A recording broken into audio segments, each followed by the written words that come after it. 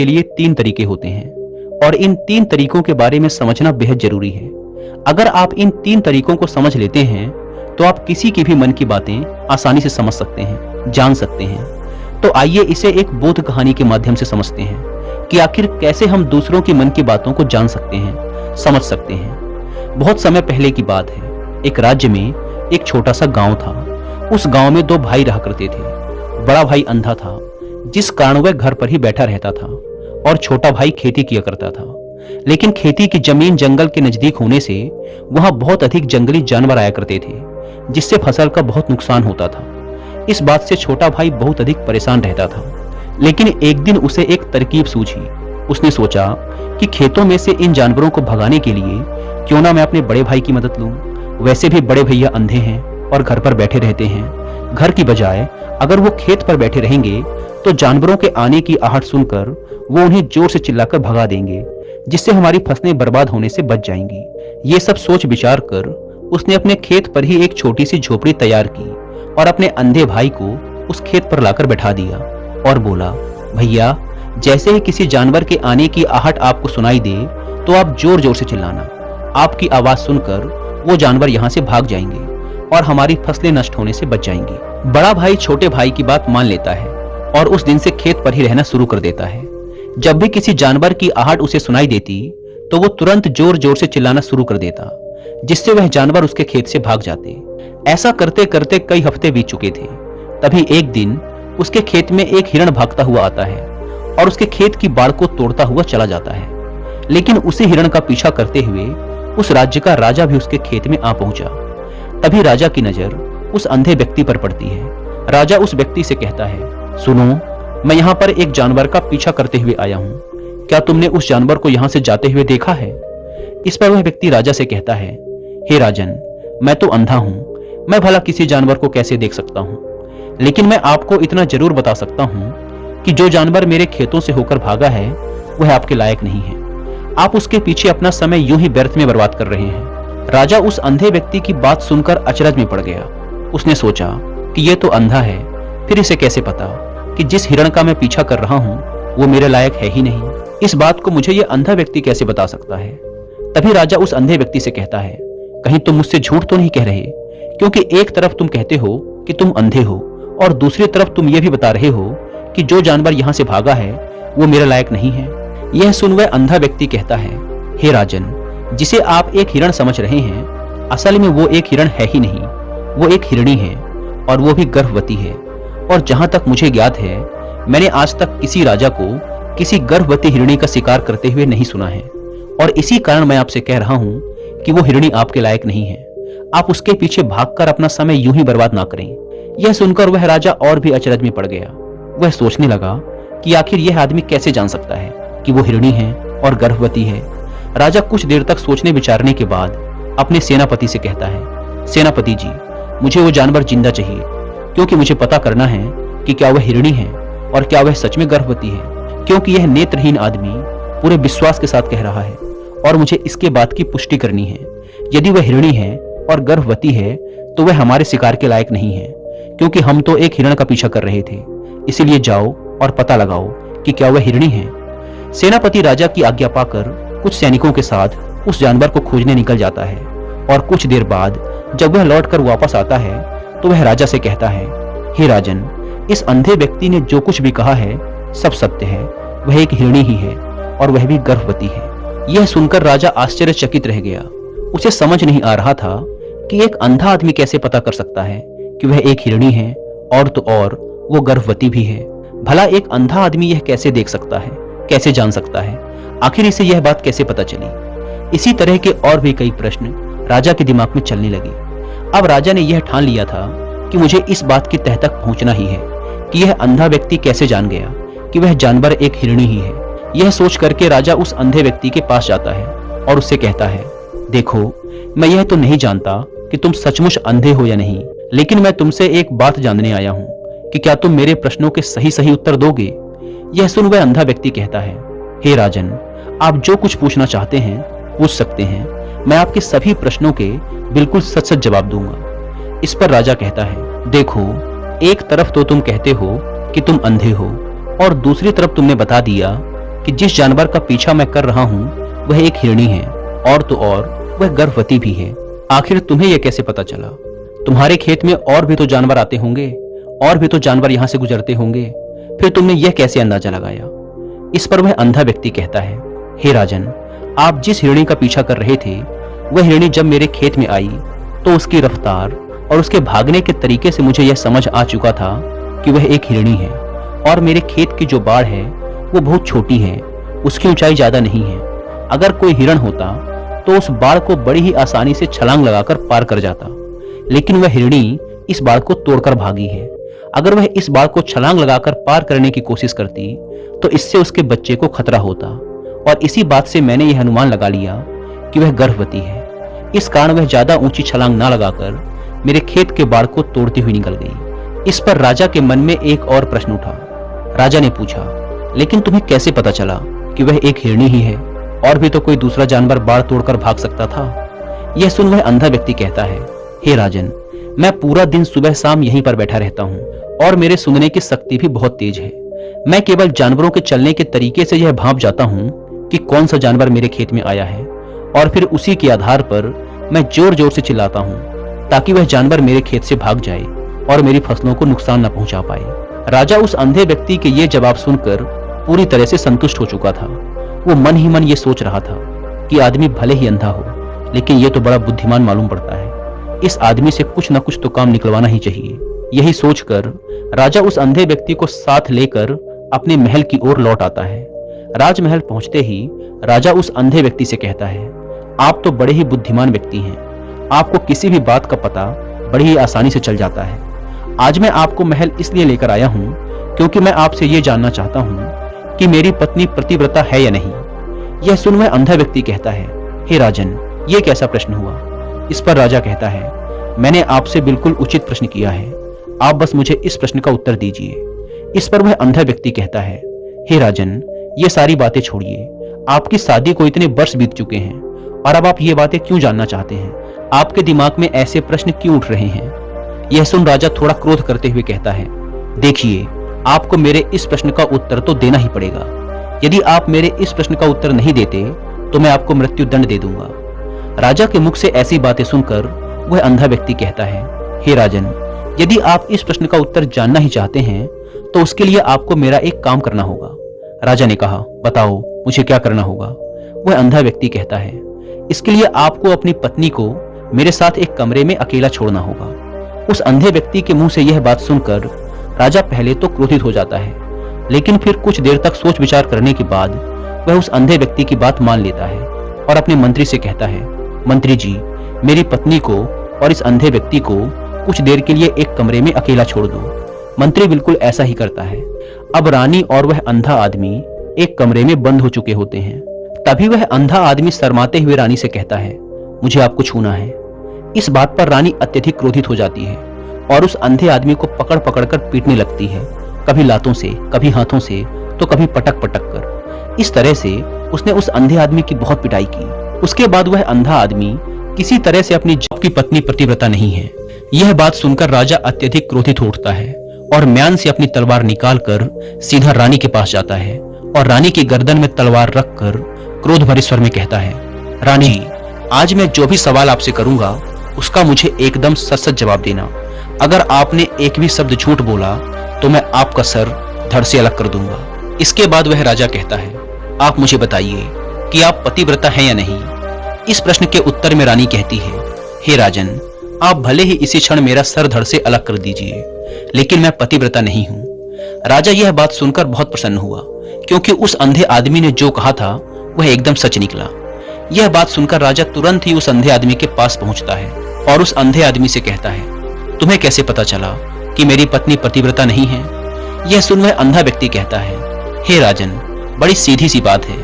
मैंने तो आपकी पत्नी से सिर्फ इतना ही कहा था कि मुझे आपको छूना है, और इस बात पर वो इतना अधिक क्रोधित हो उठी कि क्रोध में आकर उन्होंने मुझे लात घूंसों से पीटना शुरू कर दिया।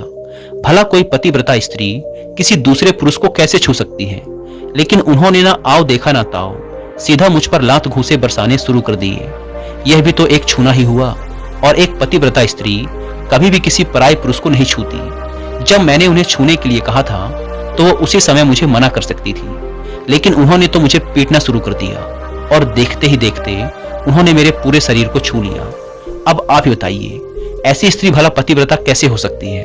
इस पर राजा प्रसन्न होते हुए कहता है, तुम तो सच में बहुत ही बुद्धिमान मालूम पड़ते हो। चलो ठीक है, तुम मेरे एक प्रश्न का और जवाब दो। अगर तुमने मेरे इस प्रश्न का एकदम सही जवाब दे दिया तो मैं तुम्हें यहां से जाने दूंगा। इसके बाद राजा उस अंधे व्यक्ति से पूछता है कि तुम मुझे बताओ, क्या मैं सच में अपने पिताजी का ही बेटा हूं या फिर किसी और का? यह सुन वह अंधा व्यक्ति कहता है, हे राजन, इस बात से आपका क्या लेना देना? आप किसी की भी औलाद हो, आप हैं तो इस राज्य के राजा, इसीलिए इस प्रश्न को जाने दीजिए। लेकिन राजा जिद पर अड़ जाता है और कहता है, नहीं नहीं, मुझे इस प्रश्न का एकदम सटीक जवाब चाहिए, अन्यथा यह प्रश्न मुझे हमेशा परेशान करता रहेगा। इसीलिए मैं इसका सही जवाब जानना चाहता हूँ। यदि तुम इस प्रश्न का सही जवाब दे देते हो तो तुम यहाँ से जा सकते हो, फिर मैं तुम्हें नहीं रोकूंगा। इस पर वह अंधा आदमी कहता है, हे राजन, इसके लिए तो मुझे आपकी माँ के पास जाने की भी कोई जरूरत नहीं है। मैं आपको अभी बता सकता हूँ कि आप किसकी औलाद हैं, लेकिन उससे पहले मैं चाहता हूँ कि आप मुझे वचन दें कि आप मुझ पर क्रोध नहीं करेंगे। राजा ने कहा, मैं तुम्हें वचन देता हूँ कि मैं तुम पर क्रोध नहीं करूंगा।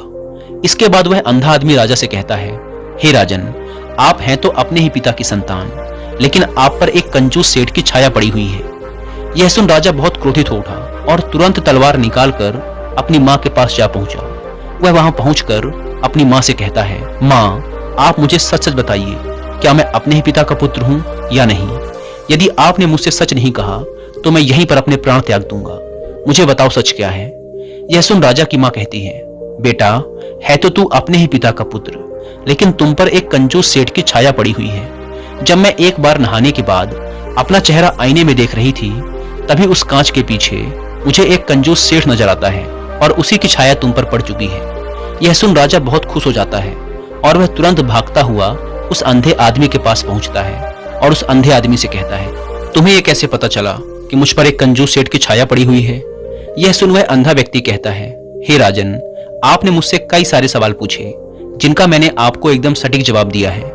यदि कोई और राजा होता तो इसके बदले अब तक मुझे ढेर सारे इनाम मिल चुके होते, लेकिन अब तक आपने एक फूटी कौड़ी तक नहीं दी है। इसी बात से मैंने अनुमान लगा लिया था कि आप बहुत कंजूस हो। यह बात सुनकर राजा जोर जोर से हंसने लगा और कहता है, तुम बुद्धिमान होने के साथ साथ चतुर भी हो। तुम मुझसे जो कुछ मांगोगे मैं तुम्हें जरूर दूंगा, लेकिन उससे पहले तुम मुझे ये बताओ कि तुम्हें कैसे पता चल जाता है कि कौन सी बात सही है और कौन सी गलत? तुम किसी भी प्रश्न का इतना सही और सटीक जवाब कैसे दे पाते हो? इस पर वह अंधा व्यक्ति कहता है, हे राजन, मैं तो वैसे भी अंधा हूँ। यदि मेरी आंखें होती तो मैं किसी के भी मन की बात बड़ी आसानी से जान लेता। मन की एक भाषा होती है और यह भाषा मनुष्य के शरीर के व्यवहार के रूप में देखी जा सकती है। उसकी आंखों से, उसके होंठों से, उसके काम करने के तरीके से, उसकी आवाज और उसकी क्रियाओं से यह पता किया जा सकता है कि उसके मन में क्या चल रहा है। इसके आधार पर हम किसी के भी मन की बातें जान सकते हैं, परंतु मैं तो नेत्रहीन हूँ, देख नहीं सकता, इसीलिए मैं क्रियाओं से देखता हूँ। यदि मुझे कोई बात जाननी हो तो सामने वाले व्यक्ति को कुछ काम देना पड़ता है। इसके बाद सामने वाला व्यक्ति किस तरीके से उस काम को करता है और क्या प्रतिक्रिया देता है, उस आधार पर ही मैं पता लगा पाता हूँ कि उसके मन में क्या चल रहा है। यह सुन वह राजा कहता है, तो क्या इसका मतलब यह हुआ कि मैं भी किसी के भी मन की बातें जान सकता हूँ? इस पर वह अंधा आदमी कहता है, निश्चित रूप से आप भी किसी भी व्यक्ति के मन की बातें जान सकते हैं, जिसके लिए आज मैं आपको 3 तरीके बताने वाला हूँ और ये तीनों ही तरीके बहुत आसान और सरल हैं। लेकिन हे राजन, उससे पहले आपको अपने ऊपर काम करना होगा और वह काम है अपने मन को शांत करना। आपको अपने मन को वर्तमान में लाना होगा, ध्यान को एकाग्र करना होगा। जब हम अपने मन को एकाग्र करते हैं, वर्तमान में लाते हैं, तो हम दूसरों के मन की बात जान सकते हैं, क्योंकि वह आदमी अभी भी अपने मन में वर्तमान में ही सोच रहा है। इसलिए हमें भी मन को वर्तमान में ही लाना होगा, तभी हम उसके मन की बातें जान सकते हैं। यदि हम अपने अतीत के विचारों में डूबे हुए हैं तो वह अगला आदमी जो कुछ भी वर्तमान में सोच रहा है, अपने मन में बातें कर रहा है, वह हम कैसे जान पाएंगे? क्योंकि हम तो उस समय अतीत के विचारों में खोए हुए हैं। इसीलिए किसी के भी मन की बात जानने के लिए हमें सबसे पहले अपने मन को एकाग्र करना होगा, उसे वर्तमान में लाना होगा। आगे वह व्यक्ति राजा से कहता है, जो 3 तरीके मैं आपको बताने वाला हूँ, इन 3 तरीकों से बड़ी ही आसानी से किसी के भी मन की बात जान सकते हैं। इसके बाद वह अंधा आदमी राजा से कहता है, राजन, जो सबसे पहला तरीका है वह है आंखों पर ध्यान देना। किसी व्यक्ति से बात करते समय उसकी आंखों में देखना, उसकी आंखों की हरकत पर ध्यान देना सबसे ज्यादा जरूरी है, क्योंकि आंखें वह जादुई अंग हैं जो बोलती तो नहीं पर बहुत कुछ कह देती हैं।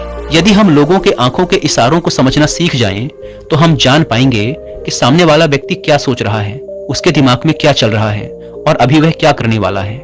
मेरे पास आंखें नहीं हैं, लेकिन मैंने अपने गुरु से यह विद्या सीखी है, क्योंकि बहुत साल पहले मेरे पास आंखें थी और मैं उस वक्त लोगों के मन की बातें सिर्फ उनकी आंखों से ही जान लेता था। इसीलिए यदि आप भी दूसरों के दिमाग को पढ़ना चाहते हैं, उनकी मन की बातें जानना चाहते हैं, तो आपको भी उनकी आंखों पर ध्यान देना चाहिए। जैसे कि उनकी आंखों का आकार कैसा है, वह कब, कहां और किधर देख रहा है। जब आप उससे बातें कर रहे हैं तो क्या वह आंखें इधर उधर मुड़ रहा है, कभी ऊपर तो कभी नीचे या कभी आसपास, या फिर उसकी आंखें निराश दिख रही हैं या फिर आंखें खुश नजर आ रही हैं। जैसे कि चोर होता है, उसकी आंखों में जब हम देखते हैं तो हमें समझ आ जाता है कि अगले आदमी ने कोई गलती की है। ठीक इसी प्रकार जब आप किसी चालाक व्यक्ति की आंखों में देखते हैं तो आप पाएंगे कि उसकी आंखों में एक चालाकी की भाषा होती है। हे राजन, यदि आपको यह पता लगाना है कि सामने वाला व्यक्ति आपसे झूठ बोल रहा है या सच, तो इसके लिए आपको उसकी आंखों में देखना अति आवश्यक है। यदि आपसे बातें करते समय वो व्यक्ति अपनी आंखें इधर उधर घुमा रहा है, ऊपर नीचे दाएं बाएं इधर उधर हर जगह देख रहा है, तो इसका मतलब यह हुआ कि वह उस बात से निकलने का कोई रास्ता ढूंढ रहा है, वो कोई झूठ बना रहा है। यदि सामने वाला व्यक्ति आपसे कोई झूठ बोलने का प्रयास कर रहा है तो वो आपसे नजरें नहीं मिला पाएगा, इधर उधर देखेगा, ऊपर नीचे देखेगा, लेकिन वह आपकी आंखों में आंखें डालकर कभी नहीं देख पाएगा, क्योंकि उसे डर है कि यदि उसने आपकी आंखों में आंखें डालकर देखा तो उसका झूठ पकड़ा जाएगा, लोगों को उसकी सच्चाई का पता चल जाएगा, उसकी बातों पर शक हो जाएगा। इसीलिए हे राजन, जब आप किसी की आंखों में आंखें डालकर यह देखना शुरू कर देंगे कि उसके हाव भाव क्या हैं, तो आप उस व्यक्ति की मन की बातें पढ़ना भी शुरू कर देंगे। ठीक इसी प्रकार चेहरे के हाव भाव भी होते हैं, जिनसे हम दूसरों की मन की बातें बड़ी आसानी से समझ सकते हैं, और इन्हें भी समझना बेहद जरूरी है। कभी कभी कोई व्यक्ति अपने चेहरे के अंग जैसे आंख, होंठ, मुस्कान के माध्यम से बहुत सी अलग अलग प्रतिक्रियाएं देता है। यदि आप किसी व्यक्ति के चेहरे पर गौर करेंगे तो आप आसानी से समझ पाएंगे कि उस व्यक्ति के मन के भाव क्या हैं। क्या वह बहुत दुखी है या फिर बहुत खुश है, या फिर उसके मन में किसी बात का तनाव है, वह अपने अंदर क्या महसूस कर रहा है। ये सारी बातें हम उसके चेहरे के हाव भाव से पता कर सकते हैं। फिर चाहे सामने वाला व्यक्ति अपनी जबान से कुछ बोले या ना बोले, लेकिन आप उसके चेहरे से सब कुछ पता कर सकते हैं। आगे वह व्यक्ति राजा से तीसरा तरीका बताते हुए कहता है, हे राजन, इसी प्रकार तीसरी भाषा भी है, और वह है हाथों के इशारे और शरीर का व्यवहार। मन की बात समझने के लिए हमें हाथों के इशारे और शरीर के व्यवहार को समझना बेहद जरूरी है। कोई इंसान जब बात करता है तो आपने देखा होगा कि वह अपने हाथों को हिलाता रहता है, अपने हाथों से इशारा करता रहता है। बातों के साथ साथ उसके शरीर की जो चाल है उसका भी पूरा प्रयोग करता है, जिससे हमें यह अनुमान लगता है कि वह व्यक्ति हमारी बातों में कितनी रुचि ले रहा है और उसके दिमाग में क्या चल रहा है। शरीर के व्यवहार को देखने के लिए उसके हाथ मटकाने, शरीर मटकाने, चेहरे पर बार बार हाथ लगाने, हाथों का एक दूसरे से मसलना जैसी बहुत सी क्रियाएं हैं जिन पर हमारा ध्यान देना आवश्यक है। मन की बात को समझने के लिए हमें शरीर के व्यवहार को भी समझना पड़ता है। यदि हम सही से ध्यान देकर इन तीन चीजों को अच्छे से समझ लेते हैं तो हम बहुत जल्दी किसी के भी मन की बातें बड़ी आसानी और सरलता से जान सकते हैं। इसीलिए हे राजन, यदि आपको किसी की मन की बातें जाननी है तो आपको उसकी आंखों पर, उसके चेहरे पर, उसके शरीर के हाव भाव पर और उसके हाथों को ध्यानपूर्वक देखना और उनकी भाषा को समझना होगा, जिससे आप यह समझ पाएंगे कि आखिर उसके मन में क्या चल रहा है और वह क्या सोच रहा है। लेकिन उससे पहले आपको अपने मन को एकाग्र करना होगा, शांत करना होगा और अपने ध्यान को वर्तमान में लाना होगा। तभी आप सामने वाले की इन सभी क्रियाओं पर ध्यान दे पाएंगे, उन्हें समझ पाएंगे। अन्यथा आप यदि अतीत की घटनाओं में व्यस्त हैं, भविष्य की कल्पनाओं में व्यस्त हैं, तो आप उस व्यक्ति के हाव भाव पर कभी ध्यान ही नहीं दे पाएंगे और ना ही आप ये कभी जान पाएंगे कि उस व्यक्ति के मन में क्या चल रहा है, वो क्या सोच रहा है। आपने देखा होगा कि ऐसे कई बड़े संत महात्मा हैं जो बड़ी ही शांति और ध्यान से हमें देखते हैं और सिर्फ देख कर ही ये बता देते हैं कि हमारे मन में क्या चल रहा है, हम उनसे क्या जानने आए हैं। और इसका सबसे बड़ा कारण ये है कि वो लोगों के दिमाग को पढ़ सकते हैं, उनके मनोभावों को समझ सकते हैं, क्योंकि उनका मन एकाग्र है, शांत है, और यही कारण है कि वो लोगों के मन की बातें बड़ी सरलता से समझ जाते हैं।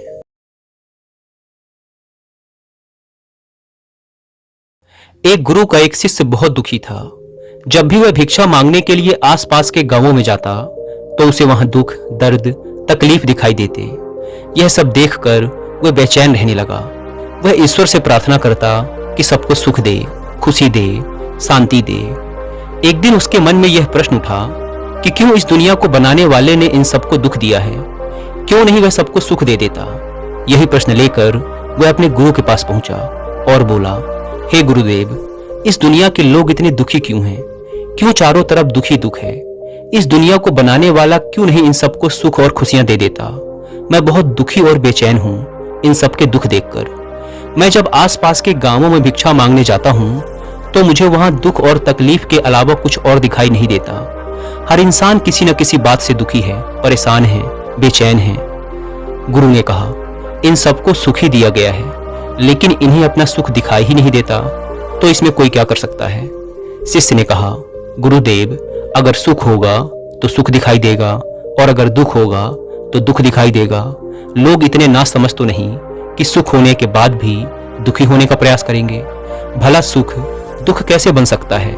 दुख होगा तभी तो लोग दुखी और परेशान हैं। यह सुन गुरु ने एक हल्की सी मुस्कान दी और कहा, मैं जानता हूं कि तुम एक बहुत अच्छे मूर्तिकार हो। तुम एक काम करो, इन लोगों की खुशी के लिए, इन लोगों के सुख के लिए एक ऐसी मूर्ति बनाओ जिसे देखकर यह सब अपना दुख भूल जाएं, चाहे थोड़े समय के लिए ही सही। शिष्य ने कहा, ठीक है गुरुदेव, मैं एक ऐसी मूर्ति बनाऊंगा जिसे अगर कोई देखे तो वह अपने दुख और दर्द भूलकर खुश हो जाए। शिष्य ने 3 महीने तक उस मूर्ति पर काम किया। वह दिन रात पूरी लगन से उस मूर्ति को तराशता रहा। 3 महीने बाद जब उसकी मूर्ति पूरी तरह से बनकर तैयार हो गई तो वह गुरु के पास आया और बोला, हे गुरुदेव, आपके कहे अनुसार मैंने वह मूर्ति बना ली है। जो भी इंसान उस मूर्ति को देखेगा अपने दुख और दर्द भूलकर खुश हो जाएगा। आप मेरे साथ चलें और उस मूर्ति को देखकर बताएं क्या मैंने सही काम किया है। गुरु शिष्य के साथ उस मूर्ति के पास पहुंचे। मूर्ति सचमुच बहुत सुंदर थी, अद्भुत थी। शिष्य ने एक सुंदर लड़की की मूर्ति बनाई थी जो दिव्य दिख रही थी, देवी दिख रही थी। उसकी मुस्कान ऐसी थी कि कोई भी उसमें खो जाता और अपने दुख दर्द भूलकर प्रसन्न हो जाता। गुरु ने कहा, बहुत खूब, बहुत अद्भुत मूर्ति बनाई है तुमने। अवश्य ही यह लोगों को उनके दुख से बाहर निकालने में उनकी मदद करेगी। परंतु मैं चाहता हूं कि तुम इस मूर्ति के चेहरे पर कहीं पर भी एक ऐसा निशान बनाओ जो दिखाई न दे। शिष्य ने पूछा, लेकिन क्यों गुरुदेव? गुरु ने कहा, यह मैं तुम्हें बाद में बताऊंगा। शिष्य ने उस मूर्ति की आंख के ऊपर भौहों में एक छोटा सा निशान बना दिया जो दिखाई भी नहीं दे रहा था। गुरु ने कहा, बहुत अच्छे, अब इस मूर्ति को गांव के बाहर वाली सड़क पर रख देते हैं। उस मूर्ति को गांव के बाहर वाली सड़क के किनारे रख दिया गया और गुरु शिष्य कुछ दूरी पर जाकर खड़े हो गए। गांव वाले उस रास्ते से बाहर आने लगे। जो भी उस मूर्ति को देखता वह दुखी हो जाता। एक जवान व्यक्ति उस मूर्ति को देख रहा था। उसने बड़े ध्यान से उस मूर्ति को देखा, फिर अफसोस करता हुआ आगे बढ़ गया। रास्ते में गुरु और शिष्य ने उसे रोका। गुरु ने कहा, तुम बड़े दुखी दिखाई पड़ रहे हो, क्या हुआ? व्यक्ति ने कहा, वहां एक मूर्ति रखी है, बड़ी सुंदर मूर्ति है, ऐसी कि देखो तो देखते ही रह जाओ, पर अफसोस उसमें एक कमी है। मूर्तिकार ठीक नहीं था, उसने मूर्ति की आंख के ऊपर एक निशान छोड़ दिया है, इसीलिए मैं बहुत दुखी हूं। काश अगर वह निशान नहीं होता तो मूर्ति कितनी सुंदर होती। शिष्य ने कहा, पर वह निशान तो दिखाई भी नहीं दे रहा, तुमने कैसे देख लिया? व्यक्ति ने कहा, क्या बात करते हो, मेरी तो पहली नजर ही उस निशान पर पड़ी थी। यह कहकर वह व्यक्ति वहां से चला गया। एक दूसरा व्यक्ति उस मूर्ति को देख रहा था, वह भी दुखी होता हुआ आगे बढ़ गया। गुरु और शिष्य ने उस व्यक्ति को भी रोका और उससे पूछा, क्या हुआ, तुम इतने दुखी क्यों लग रहे हो? उस व्यक्ति ने कहा, वहां एक बहुत सुंदर मूर्ति है, पर मूर्तिकार बेकार आदमी था। उसने मूर्ति के चेहरे पर एक निशान छोड़ दिया है जिसने मेरा मन खराब कर दिया है। शिष्य ने पूछा, पर वह निशान तो दिखाई भी नहीं दे रहा, तुमने कैसे देख लिया? उस व्यक्ति ने कहा, अरे कैसी बात करते हो भाई, मुझे तो पूरी मूर्ति में वह निशान ही दिखाई पड़ा। शिष्य ने कहा, क्या तुम उस निशान को छोड़कर सिर्फ मूर्ति नहीं देख सकते? क्या हुआ अगर उसमें एक छोटा सा निशान है, शेष मूर्ति तो अच्छी है ना?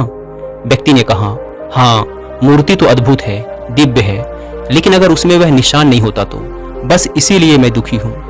धीरे धीरे सभी गांव वालों ने वह मूर्ति देखी और सभी दुखी हो गए। शाम होने पर आखिर में राजा भी अपने रथ में सवार होकर वहां से निकला। उस मूर्ति को देखकर वह अचंभित था कि इतनी अद्भुत मूर्ति रास्ते पर क्यों खड़ी है, इसी तो उसके महल में होना चाहिए था। लेकिन थोड़ी देर में वह भी दुखी हो गया और उस मूर्ति को छोड़कर आगे बढ़ गया। गुरु और शिष्य ने उस राजा को रोका। गुरु ने राजा से पूछा, हे राजन, आप दुखी क्यों हैं? क्या मूर्ति सुंदर नहीं है? राजा ने कहा, मूर्ति तो दिव्य है, पर एक वह निशान जो मूर्ति की आंख के ऊपर है वह सही नहीं है। मूर्तिकार ने गलती कर दी, इसीलिए मैं दुखी हूँ। काश अगर वह एक निशान नहीं होता तो यह मूर्ति मेरे राज दरबार की शोभा बढ़ा रही होती। यह कहकर राजा भी वहां से चला गया। गुरु और शिष्य दोनों मूर्ति के पास पहुंचे। शिष्य ने बड़े ध्यान से मूर्ति को देखा। मूर्ति बहुत सुंदर थी, उसमें कोई कमी नहीं थी और ना ही वह निशान दिखाई दे रहा था। शिष्य बड़ा अचंभित था। उसने गुरु से कहा, गुरुदेव, मूर्ति में तो कोई कमी नहीं है, पूरी मूर्ति अद्भुत है और दिव्य स्वरूप है। एक छोटा सा निशान ही तो है, और वो भी ऐसा कि दूर से देखो तो दिखाई भी ना दे, बहुत पास आकर देखोगे तब भी बहुत ध्यान देने पर ही दिखता है। फिर यह सारे लोग उस एक छोटे से निशान के पीछे ही क्यों पड़े हैं? इन्हें बाकी की इतनी सुंदर मूर्ति क्यों नहीं दिख रही? गुरु ने उत्तर देते हुए कहा, तुम पूछ रहे थे ना कि दुनिया बनाने वाले ने दुख क्यों दिया? उसने दुख नहीं दिया, उसने तो इन्हें सुख देने की सारी व्यवस्था की थी। पर यह सब पूरी मूर्ति नहीं देखते, यह कमी देखते हैं, यह पूरा सुख नहीं देखते। उसमें एक छोटा सा दुख ढूंढने में लगे रहते हैं। जैसे तुम्हारी मूर्ति में इन्होंने सुख की जगह दुख ढूंढ लिया, अर्थात मूर्ति की दिव्यता देखकर खुश होने की बजाय एक छोटी सी कमी देखकर दुखी हो गए। ऐसे ही इनके पास सुख ही सुख है, लेकिन यह उस एक दुख में खोए रहते हैं जिसका कोई वजूद ही नहीं है। जैसे तुम्हारी मूर्ति में उस एक छोटे से निशान का कोई वजूद नहीं है। शिष्य ने प्रश्न किया, लेकिन ये ऐसा क्यों करते हैं गुरुदेव? गुरु ने कहा, बेचैन मन के कारण। यहाँ सब बेचैन हैं। ये कभी भी पूरी मूर्ति देखते ही नहीं, ये कभी भी अपना पूरा सुख देखते ही नहीं। ये देखते हैं एक छोटी सी कमी, ये सुख के बीच दुख देखते हैं। ये पूरी दुनिया विराट सुख को छोड़कर छोटे छोटे दुखों को पकड़कर बैठी रहती है। वही उनकी जिंदगी है और वही उनकी दुनिया है। अगर ये ध्यान से देखें तो बनाने वाले ने हर चीज इनके सुख के लिए ही बनाई है। ये नदियाँ, ये पहाड़, ये हरी भरी प्रकृति, स्वादिष्ट फल और भोजन, रिश्ते नाते, धन संपदा, हर एक चीज इनके सुख के लिए ही बनाई गई है। लेकिन ये हर चीज में अपने लिए दुख ढूंढ ही लेते हैं और दुखी होते रहते हैं। जिस प्रकार इस मूर्ति को बनाने वाले को सभी लोग दोष दे रहे थे, उसी प्रकार इस दुनिया को बनाने वाले को भी ये लोग दोष देते हैं। जबकि इसमें गलती किसकी है, मूर्तिकार की या मूर्ति को देखने वाले की? शिष्य ने कहा, गुरुदेव, इन्हें सुख मिले, क्या कोई ऐसी व्यवस्था नहीं हो सकती? गुरु ने कहा, मैंने बताया ना, सुख तो इन्हें पहले से ही मिला हुआ है। इन्हें वह एक छोटी सी कमी छोड़कर पूरी मूर्ति देखनी होगी, तभी तो इन्हें अपना पूरा सुख दिखाई पड़ेगा। शिष्य ने कहा, और इसके लिए क्या करना होगा गुरुदेव? अपने ध्यान को छोटी सी कमी से हटाकर पूरी मूर्ति पर लगाना होगा, और यह तभी संभव होगा जब वो अपने बेचैन मन से छुटकारा पाने की कोशिश करें, अपनी समझ को बढ़ा